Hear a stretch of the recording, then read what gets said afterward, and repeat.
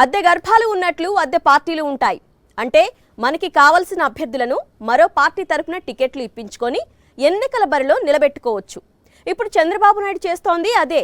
తన పార్టీ ద్వారా టికెట్లు ఇవ్వలేని వారికి జనసేన పార్టీ తరపున టికెట్లు ఇప్పించి బరిలో దింపుతున్నారు. అందుకోసం పార్టీ ఓనర్ పవన్ కళ్యాణ్కు అద్దె చెల్లిస్తారు. గిట్టని వారు దాన్ని ప్యాకేజీ అంటారు. ఇలా అద్దె తీసుకొని ఎదుటి పార్టీ నాయకుడు చెప్పిన వారికి టికెట్లు ఇవ్వడాన్ని పొలిటికల్ సరోగసి అనొచ్చంటున్నారు రాజకీయ వైద్యులు. పార్టీ ఓనర్ పవన్ కావచ్చు, దాన్ని కిరాయికి తీసుకున్నది మాత్రం చంద్రబాబు. బాబుపై ఆన, ఇది పచ్చసేన. దీనిపైనే ఇవాల్టి మ్యాగజైన్ స్టోరీ. జనసేన సినీ నటుడు పవన్ కళ్యాణ్ ఈ పార్టీ పెట్టి 10 ఏళ్లయింది. ఇప్పటి వరకు పార్టీకి నిర్మాణం లేదు, కార్యకర్తలు లేరు, ఎన్నికల్లో పోటీ చేయడానికి అభ్యర్థులు లేరు. కేవలం చంద్రబాబు నాయుడి కనుసన్నల్లో పనిచేయడానికి తప్పితే ఈ పార్టీకి ఇంకే లక్ష్యము గమ్యము లేవు. 10 ఏళ్లలో జనసేన గెలుచుకున్నది ఒక్క ఎమ్మెల్యే స్థానాన్ని మాత్రమే. అంతకు మించి ఎవరూ లేరు కాబట్టి పార్టీని చంద్రబాబు నాయుడికి అద్దెకిచ్చేశారు పవన్ కళ్యాణ్. టోకున అద్దె చెల్లిస్తారు కాబట్టి ఎప్పుడు కావాలంటే అప్పుడు జనసేనలో ఏం కావాలంటే అది చేసుకుంటూ ఉంటారు చంద్రబాబు. ఇప్పుడు ఎన్నికలు వచ్చాయి కాబట్టి కొందరు తమ అభ్యర్థులకు జనసేన తరపున టికెట్లు ఇప్పించారు. అందుకే జనసేనని పచ్చసేన అని కూడా అంటారు కొందరు. 2014 ఎన్నికల ముందు టీడీపీ అధినేత చంద్రబాబు నాయుడి పరిస్థితి ఏమీ బాగా లేనప్పుడు, ఆయన ఒంటరిగా పోటీ చేసే పరిస్థితి లేనప్పుడు చంద్రబాబు నాయుడి కోరిక మేరకు సినీ నటుడు పవన్ కళ్యాణ్ జనసేన పార్టీని పెట్టారని ఎన్టీఆర్ ట్రస్ట్ ఆవరణలోని కోళ్లు అదే పనిగా కూశాయి అప్పట్లో. ఊతకర్రలు లేందే 4 అడుగులు వేయలేని చంద్రబాబు నాయుడు బీజేపీ జనసేనలను చెరో ఊతకర్రగా అందిపుచ్చుకుని 2014 ఎన్నికల ఏరును కష్టం మీద దాటారు. ఆ ఎన్నికల్లో టీడీపీ బీజేపీలకు స్టెఫినీగా పనికొచ్చిన జనసేన ఎన్నికల బరిలో దిగలేదు. చంద్రబాబు ఇప్పుడే వద్దులే అన్నారేమో తెలీదు. పార్టీ పెట్టినప్పుడు ప్రశ్నించడానికే పార్టీ పెట్టానన్నారు పవన్. అయితే చంద్రబాబును ఎప్పటికీ ప్రశ్నించకూడదని ఒట్టు కూడా పెట్టుకున్నారు. దానికి కట్టుబడి 2019 ఎన్నికల వరకు కాలక్షేపం చేశారు. ఆ ఎన్నికల్లో చంద్రబాబు నాయుడికి మరో అవసరం వచ్చింది. టీడీపీ పట్ల వ్యతిరేకత ఉంది కాబట్టి ఆ ఎన్నికల్లో జనసేనతో కలిసి వెళితే టీడీపీపై ఉన్న వ్యతిరేకత జనసేనను కూడా చితక బాధేస్తుందని భయపడ్డారు. అలా కాకుండా జనసేన చేత విడిగా పోటీ చేయిస్తే తమపై ఉన్న వ్యతిరేక ఓటు చీలి మళ్లీ తాను ముఖ్యమంత్రిని అవుతానని అనుకున్నారు. ఆ మేరకే జనసేన అధినేతకు కిరాయి చెల్లించి ఎన్నికల బరిలో దిగమన్నారు. పవన్ ఒక్కరికే బరిలో దిగడం కొత్త కాబట్టి కమ్యూనిస్టు పార్టీలను తోడుగా జతకట్టించారు. దళిత ఓట్లు కలిసొస్తాయని బహుజన్ సమాజ్ పార్టీతో పొత్తు పెట్టించారు. ఎన్నికల ప్రచారంలో టీడీపీ జనసేనల మధ్య అవగాహన ఉందని ఎవ్వరికీ తెలియకుండా ఉండేందుకు మధ్య మధ్యలో తనని తిడుతూ ఉండమని పవన్ కు వేరే చిల్లర అందించారు చంద్రబాబు. బాస్ ఆదేశించాడు, పవన్ పాటించారు. బాబు పాలనలో అవినీతిపై పవన్ ఓ ఆణిముత్యం వదిలారు. మొన్న లాస్ట్ టైం 2014లో మీతో మేము కలిసినప్పుడు ఆ రోజు మోడీ గారు అన్న మాట ఏంటంటే, ఈ స్కామ్ ఆంధ్రప్రదేశ్ కాకుండా ఉండాలి అంటే మాకు ఓటేయండి అన్నారు. దాంట్లో అదిగో నేను కూడా ఉన్నానయ్యా.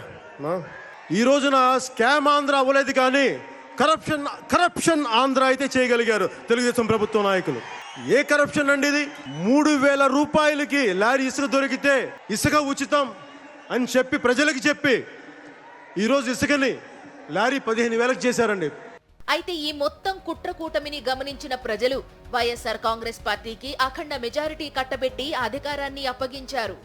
ఎన్నికల్లో ఘోరంగా ఓడిన వెంటనే పవన్ కళ్యాణ్ పార్టీని బీజేపీతో పొత్తు పెట్టుకోమని ఆదేశించారు చంద్రబాబు.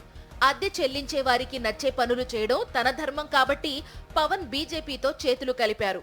2019 ఎన్నికలు 5 ఏళ్లు నిండిపోయింది. జనసేన పార్టీకి 10 ఏళ్లు నిండింది.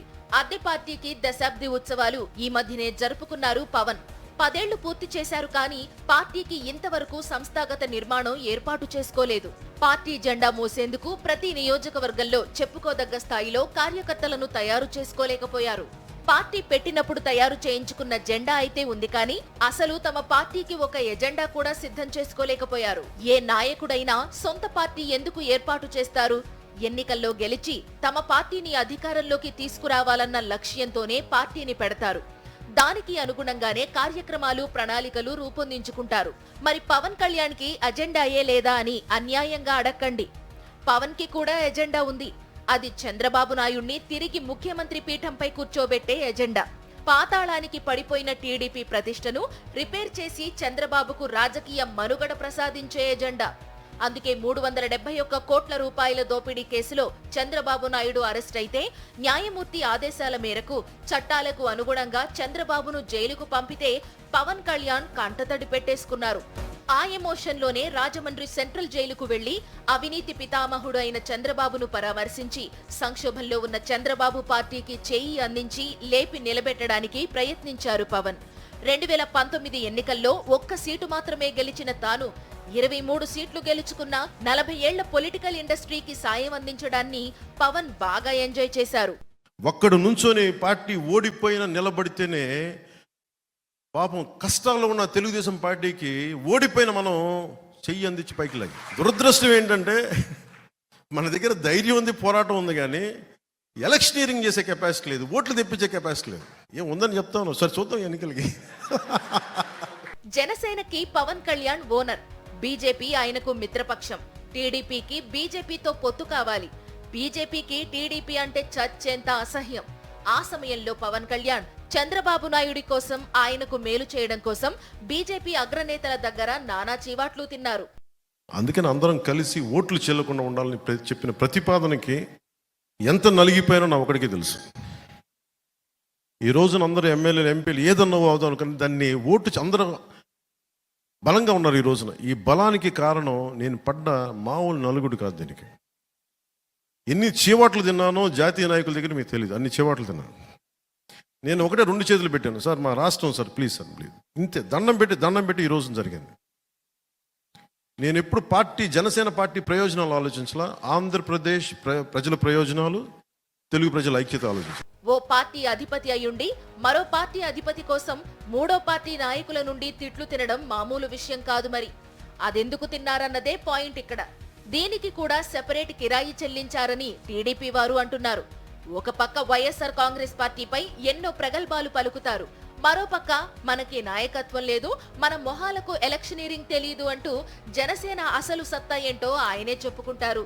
ఒకప్పుడేమో డబ్బులు లేని రాజకీయాలు తెస్తానన్నారు, ఇప్పుడేమో డబ్బులు ఖర్చు పెట్టాల్సిందే అంటూ జనసేన కార్యకర్తలకు నూరిపోస్తున్నారు. నేను నాయకులందరికీ మొన్న ఒకసారి చెప్పా, డబ్బులు ఖర్చు పెట్టాల్సిందే, ఓట్లు కొనాలా లేదా అనేది నేను చెప్పను. ఎప్పుడు అది మీరు నిర్ణయాలు తీసుకోండి, బాగా పనిచేయండి. అసలు ఓట్లు కొనలేని పరిస్థితికి ఉంటే సంతోషం. అది జనసేన పార్టీ రాష్ట్ర ముఖ చిత్రాన్ని మార్చేస్తుందన్నారు. 10 ఏళ్లలో రాజకీయాల్లో పవన్ ముఖ చిత్రాన్ని చంద్రబాబు మార్చేశారు. ఆ చిత్రాన్ని చూసి జనం నవ్విపోతున్నారు. నవ్విపోదురుగాక నాకేటి భయం అంటున్నారు పవన్. జనసేన పార్టీ పెట్టగానే ఓ కొత్త రాజకీయ పార్టీ వచ్చింది కదా అని ఔత్సాహిక యువత కొంత ఉత్సాహపడింది. పైగా అది ప్రశ్నించడానికి అని చెప్పడంతో నిజమే కామోసు అనుకున్నారు. అయితే 10 ఏళ్ల తర్వాత వెనక్కి తిరిగి చూస్తే 100 ఏళ్ల పార్టీలో ఉన్నన్ని అవ్వలక్షణాలన్నీ ఒక్క జనసేనలోనే ఉన్నాయి. ప్రత్యేకించి పార్టీ నాయకుడే పార్టీకి భవితం లేకుండా చాలా జాగ్రత్తలు తీసుకుంటున్నారని కార్యకర్తలకు అర్థమవుతోంది. అందుకే వారు ఇప్పుడు ఈ పార్టీలోకి ఎందుకు వచ్చామా అని తలుబాదుకుంటున్నారు. ఏ రాజకీయ పార్టీ అయినా ఒక విధానం ఉంటుంది, ఒక నినాదం ఉంటుంది, ఒక సిద్ధాంతం ఉంటుంది. ఏ నిర్ణయం అయినా పార్టీలోని సహచర నేతలతో సమాలోచనలు చేసిన తర్వాతనే నాయకుడు ఒక ఆలోచనకు వస్తారు. కానీ జనసేన పార్టీలో ఇటువంటి కసరత్తులు ఎన్నడూ కనబడవు. జనసేన పార్టీలో నెంబర్ 2గా ఉన్న నాదెండ్ల మనోహర్ను జనసేనలోకి పంపింది ఎవరో పవన్ కళ్యాణ్కి తప్ప అందరికీ తెలుసు. జనసేనలో ఉంటూ నాదెండ్ల మనోహర్ ఏం చేస్తూ ఉంటారో ఒక్క చంద్రబాబు నాయుడికి మాత్రమే తెలుసు. జనసేనలో ఎవరిని చేర్చుకోవాలో ఎవరిని చేర్చుకోకూడదో నాదెండ్లే డిసైడ్ చేస్తారని అందరూ అనుకుంటారు. కానీ అసలు నిజం ఏంటంటే దాన్ని డిసైడ్ చేసేది చంద్రబాబే. టీడీపీ కష్టాల్లో ఉన్నప్పుడు టీడీపీని గద్దెదింపిన వైఎస్ఆర్ కాంగ్రెస్ పార్టీపై బురద జల్లాల్సి వచ్చినప్పుడు పవన్ కళ్యాణ్ కు స్పెషల్ ప్యాకేజీలు ఉంటాయంటారు. ఉదాహరణకు ఏపీలో వైఎస్ జగన్మోహన్ రెడ్డి తీసుకువచ్చిన వాలంటీర్ వ్యవస్థ అద్భుతాలు చేస్తోంది. ఆ వ్యవస్థతో రాష్ట్ర ప్రజలకు ప్రభుత్వంపై అభిమానం మరింతగా పెరిగింది. ఏ ఇంటికి వెళ్ళినా ఏ అవ్వాతాతను కదిపినా వాలంటీర్ను ఆత్మ బంధువులా చూస్తున్నారు. ఈ అనుబంధం ఇలానే కొనసాగితే ఇక విపక్షాలు రామ్ భజన చేసుకోవాల్సి వస్తుందని భయపడ్డ చంద్రబాబు నాయుడు వాలంటీర్ వ్యవస్థపై తనకు తోచిన చెత్త విమర్శలు తాను చేశారు. చంద్రబాబు ఏం మాట్లాడినా జనం నమ్మరు కాబట్టి చంద్రబాబు ఏం చెప్పాలనుకున్నారో దాన్ని పవన్ చేత కూడా చెప్పిస్తూ ఉంటారు. వాలంటీర్ల గురించి కూడా చంద్రబాబు అదే చేశారు. బాబు ఆదేశించడం ఆలస్యం, పవన్ కళ్యాణ్ వాలంటీర్లపై రోతవాగుడు వాగారు. వాలంటీర్లు ఇళ్లలో ఒంటరి మహిళలను టార్గెట్ చేసుకుని వారిని అసాంఘిక శక్తుల చేత కిడ్నాప్ చేయిస్తున్నారని చెత్త కామెంట్లు చేశారు పవన్. పైగా దీనికి కేంద్ర నిఘా బృందం ప్రతినిధులను అడ్డు పెట్టుకున్నారు. వారికి ఇంకో పని లేనట్లు ఏ చట్టసభలోనూ సభ్యత్వం లేని పవన్ కళ్యాణ్ చెవిలో వాలంటీర్ల గురించి ఊదారట. అది జనం నమ్మాలట. ఇంతకీ పవన్ వదులుబోతుతనాన్ని ఒక్కసారి ఆలకించండి. కేంద్ర నిఘా వర్గాల్లోని పెద్దలు నాకు చెప్పింది, వైసీపీ ఈ వాలంటీర్స్ టీంని పెట్టారు. ప్రతి ఊర్లో ప్రతి గ్రామంలో ఎవరు మనిషి, ఏ కుటుంబంలో ఎంతమంది ఉంటారు, ఏ కుటుంబంలో ఆడపిల్లలు అక్కడ ఏమేమి ఉన్నాయి, వాళ్ళు ఎవరైనా అబ్బాయిలను ప్రేమిస్తున్నారా, వాళ్ళలో వితంతువులు ఉన్నారా, ఇట్లా ట్రాప్ చేసి హ్యూమన్ ట్రాఫికింగ్ జరుగుతూ ఉంది. వీళ్ళ ఇన్ఫర్మేషన్ వల్ల నా కేంద్ర నిఘా వర్గాలను హెచ్చరించింది చెప్తున్నాను. వాలంటీర్లపై చంద్రబాబుకు కోపం ఉంది కాబట్టి, జనసేనకు చంద్రబాబు కిరాయి కడుతున్నారు కాబట్టి తాను కూడా వాలంటీర్లను వ్యతిరేకించాల్సిందేనని పవన్ అనుకున్నట్లుంది. తాజాగా ఎన్నికల కోడ్ వచ్చాక వాలంటీర్లు పింఛన్లు అందించడానికి వీల్లేదని చంద్రబాబు నాయుడు, పవన్ కళ్యాణ్లు ఒక ప్లాన్ చేశారు. తమ చెప్పు చేతల్లో పనిచేసే మాజీ ఎన్నికల కమిషనర్ నిమ్మగడ్డ రమేష్ చేత ఈసీకి ఫిర్యాదు చేయించారు. దాంతో ఎన్నికలు అయ్యే వరకు పింఛన్లే కాదు ఎటువంటి సంక్షేమ పథకాలను వాలంటీర్ల చేత ఇప్పించడానికి వీల్లేదని ఈసీ ఆంక్షలు విధించింది. దీన్ని చంద్రబాబు, పవన్లు తమ విజయంగా భావించారు. ఈ ఆంక్షలతో 66 లక్షల మంది పింఛన్దారులు ఉస్సూరుమంటున్నారు. మండుటెండల్లో తిరిగి చంద్రబాబు నాయుడి పాలన రోజుల మాదిరిగా వృద్ధులు పింఛన్ల కోసం ప్రభుత్వ కార్యాలయాలకు వెళ్లాల్సిన దుర్గతి పట్టింది. ఇది వారిని క్షోభకు గురి చేస్తోంది. ఈ ఎన్నికల్లో ఈ పేద ప్రజలే విపక్షాలకు గుణపాఠం చెబుతారని పాలకపక్ష నేతలు అంటున్నారు. ఈ రాష్ట్ర ప్రజలందరూ కూడా, మరీ ప్రత్యేకించి 66 లక్షల మంది పెన్షన్దారులందరూ కూడా వీరి కుట్రల్ని చంద్రబాబు నాయుడు, భారతీయ జనతా పార్టీ, పవన్ కళ్యాణ్ గారి కుట్రలను ఒకసారి గమనించండి. సచివాలయాలకు వెళ్ళి పడిగాపులు పడి మనం తీసుకోవాల్సినటువంటి అగత్యం ఏర్పడటానికి వీరు ముగ్గురే కారణం అనేది. చంద్రబాబు విధానాలే పవన్ కు శిరోధార్యాలు, చంద్రబాబు ఆలోచనలే పవన్ కు సూచనలు. టీడీపీని కాపాడడమే జనసేన అజెండాగా పవన్ నడుచుకుంటున్నారు. ఈ క్రమంలో జనసేన కోసం మొదటి నుంచి కష్టపడిన వారిని సైతం పవన్ నట్టేట ముంచారు. జనసేన అధికారంలోకి రావాలని గాని, వస్తుందని గాని పవన్ కళ్యాణ్ అనడం లేదు. వైఎస్ఆర్ కాంగ్రెస్ అధికారంలోకి రావడానికి వీల్లేదంటున్నారు. చంద్రబాబును సీఎం సీటు ఎక్కించాలని ఆరాటపడుతున్నారు. ఈ క్రమంలో తన మేలును కోరిన కాపు నేతలను సైతం పవన్ అవమానించి పంపారు. జనసేన భవిత కోసం కాపు మేధావులు ఇచ్చిన సూచనలు, సలహాలను బుట్టదాఖలు చేశారు. చంద్రబాబు పల్లకి మోయడానికి తానే ఒక బోయి అయ్యారు. అదే జనసేన అజెండాగా మార్చుకున్నారు పవన్ కళ్యాణ్. బాబు కోసం బాబు చేత స్థాపనకు నోచుకున్న పార్టీ జనసేన. చీమలు పెట్టిన పుట్టల్ని పాములు కబ్జా చేస్తాయి. ఏపీ రాజకీయాల్లో మాత్రం ఒక భయంకర సర్పమే చీమల చేత ఓ పుట్ట పెట్టించింది. దానికి జనసేన అని పేరు పెట్టించింది. ఆ పుట్టలో తమ సర్ప పార్టీకి చెందిన పిల్లలకు షెల్టర్ ఇప్పించుకుంది. ఇందుకోసం పిపీలికానికి కొంత రెంట్ పే చేస్తుంది సర్పం. 10 ఏళ్ల రాజకీయ ప్రస్థానంలో పవన్ కళ్యాణ్ 2 స్థానాల్లో పోటీ చేసి 2 చోట్ల ఓడారు. దానికి ఎంతో బాధపడ్డారు. తనను అభిమానించేవారు చాలా మంది ఉన్నా, తనను గెలిపించడానికి చాలా మంది సిద్ధంగా ఉన్నా వారి చేత ఓట్లు వేయించుకునే తెలివి కానీ, యంత్రాంగం కానీ తనకు లేకపాయే అని పవన్ ఆక్రోశిస్తూనే ఉన్నారు. 2 చోట్ల ఓడిపోయినా 10 ఏళ్ల రాజకీయ ప్రస్థానంలో కొన్ని ఆనిముత్యాల్లాంటి నిజాలు తెలుసుకున్నారు పవన్. రాజకీయ నాయకులు తమ రిటైర్మెంట్ గురించి ఆలోచన చేసి పెట్టుకోవాలన్నారు. అప్పుడే కొత్త నాయకత్వానికి చోటిచ్చిన వారం అవుతామన్నారు. ఇప్పటి నుంచి రిటైర్మెంట్ ప్లాన్ చేస్తే తప్ప కొత్త తరానికి అవకాశం రాదు. అలాగే పాలిటిక్స్ కూడా రిటైర్మెంట్ చాలా అవసరం. ఎందుకంటే కొత్త తరాన్ని రానివ్వాలి అంటే కొత్త తరం నాయకులకి అండగా ఉండాలి. అలాంటి కొత్త తరం నాయకులకి జనసేన ఎప్పుడు వేచి చూస్తూ ఉంటారు. అలాంటి నాయకులు కనిపిస్తే మటుకు. పవన్ కళ్యాణ్ ఈ రిటైర్మెంట్ సిద్ధాంతాన్ని చంద్రబాబు నాయుడికి ఎందుకు చెప్పలేదా అని రాజకీయ పండితులు బుర్రలు గోక్కుంటున్నారు. కొత్త నాయకత్వాన్ని ప్రోత్సహించాలని చెప్పిన పవన్ కళ్యాణ్ ఇక్ష్వాకుల కాలం నాటి చంద్రబాబు గురించి ఎందుకు ప్రాకులాడుతున్నారని వారు నిలదీస్తున్నారు. 2014 ఎన్నికల్లో జనసేన పోటీ చేయలేదు. 2019 ఎన్నికల్లో బాబు కూర్చిపెట్టిన కూటమి కట్టి పోటీ చేశారు. తాను పోటీ చేసిన 2 చోట్ల ఓడారు. తమ పార్టీ తరఫున ఒకే ఒక్కరు రాజోలు నుంచి గెలిచారు. జీవితంలో అసలు తాను ఎమ్మెల్యే కూడా కాకుండా అయిపోతుందా ఏంటి అని బెంగ వచ్చింది పవన్ కి. అందుకే 2024 ఎన్నికల్లో ఎట్టి పరిస్థితుల్లోనూ ఎమ్మెల్యే అవ్వాలన్న అజెండాతో టీడీపీ బీజేపీ మధ్య పొత్తు కుదుర్చడానికి తన వంతు ట్రిప్పులు తాను వేశారు ఢిల్లీకి. ఈ పొత్తును చూడగానే జనసేన కార్యకర్తలు సంతోషించారు. టీడీపీ కష్టాల్లో ఉన్నప్పుడు తామే సాయం చేశాం కాబట్టి ఓ 50 సీట్లైనా వస్తాయనుకున్నారు. తమలో చాలా మందికి ఎమ్మెల్యే టికెట్లు వస్తాయనుకున్నారు. తీరా సీట్ల సర్దుబాటు పూర్తయ్యేసరికి ముందుగా జనసేనకు 24 అసెంబ్లీ 3 లోక్సభ స్థానాలు ఇస్తున్నట్లు బాబు ప్రకటించారు. దాంతో జనసేన కార్యకర్తలు భగ్గుమన్నారు. జనసేనకు శ్రేయోభిలాషులుగా ఉన్న చేగొండి హరిరామ జోగయ్య, ముద్రగడ పద్మనాభం లాంటి లెజెండ్స్ కూడా ఆందోళన చెందారు. జనసేనకు మరీ ఇన్ని తక్కువ సీట్లా అని ఆక్రోశించారు. అయితే పవన్ కు అది కూడా నచ్చలేదు. ఇంతేనా అని అనకండి అని కసురుకున్నారు. నేను 24 స్థానాలు తీసుకున్నాను.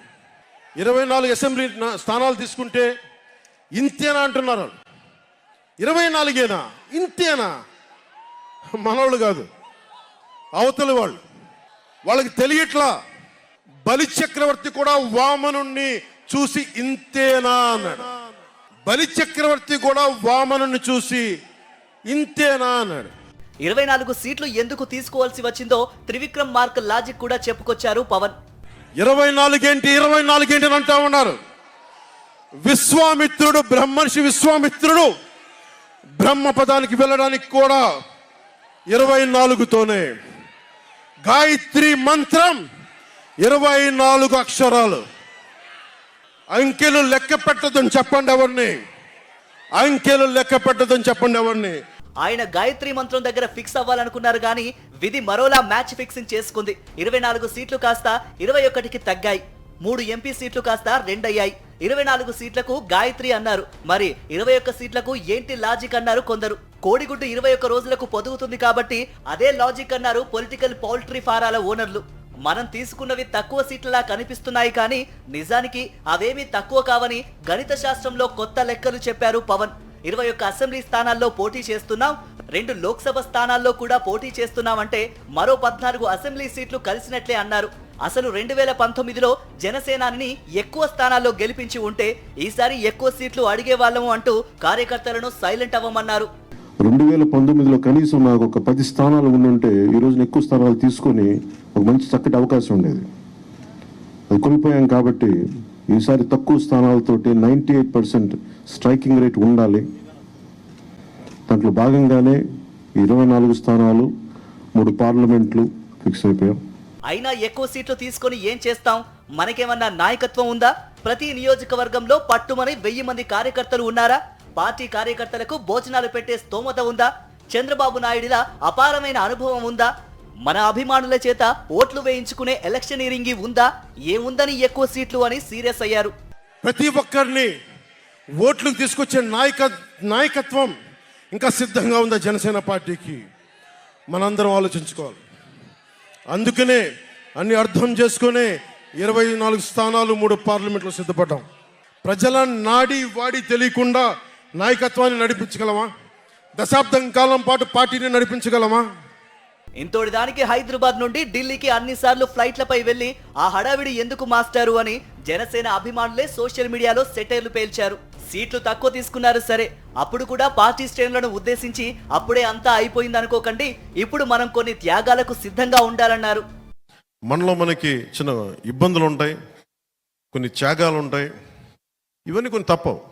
కానీ త్యాగం చేసిన ప్రతి ఒక్కరికి గుర్తింపు వచ్చేలాగా రేపొద్దున్న ఎంపీటీసీలు కానీ జడ్పీటీసీలు కానీ స్థానిక ఎన్నికలు ప్రతి దాంట్లో 3వ వంతు జనసేన బలంగా తీసుకునేలాగా నిలబడేలాగా మనం ఓటు ట్రాన్స్ఫర్ కనుక జరిగితే టీడీపీని మనం వదిలేసిన చోట్ల, టీడీపీని నుంచున్న చోట్ల ఓటు జనసేన ఓటు ట్రాన్స్ఫర్ అయితే మటుకు రేపొద్దున స్థానిక ఎన్నికలకి అదే మీకు బలం అవుతుంది, మర్చిపోకండి. త్యాగయ్య సినిమా చూశారో లేదో తెలియదు కానీ జనసేన కార్యకర్తలకు ఆ త్యాగాలేంటో అప్పుడు అర్థం కాలేదు. జనసేన తరఫున కూడా టీడీపీ నేతలకే టికెట్లు కేటాయించి జనసేన సీనియర్ నేతలకు మొండి చెయ్యి చూపించిన తర్వాతనే త్యాగాలంటే ఇవా అని వారికి తెలిసొచ్చింది. చంద్రబాబు చేతిలో రిమోట్లా పడి ఉండే పార్టీ కోసమా ఇన్నాళ్ళు కష్టపడింది అని జనసేన నేతలు మండిపడుతున్నారు. సినీ నటుని నమ్మినందుకు తమకి శాస్తి కావాల్సిందే అని కుమిలిపోతున్నారు వారు. ఇది వాల్టి మ్యాగజైన్ స్టోరీ.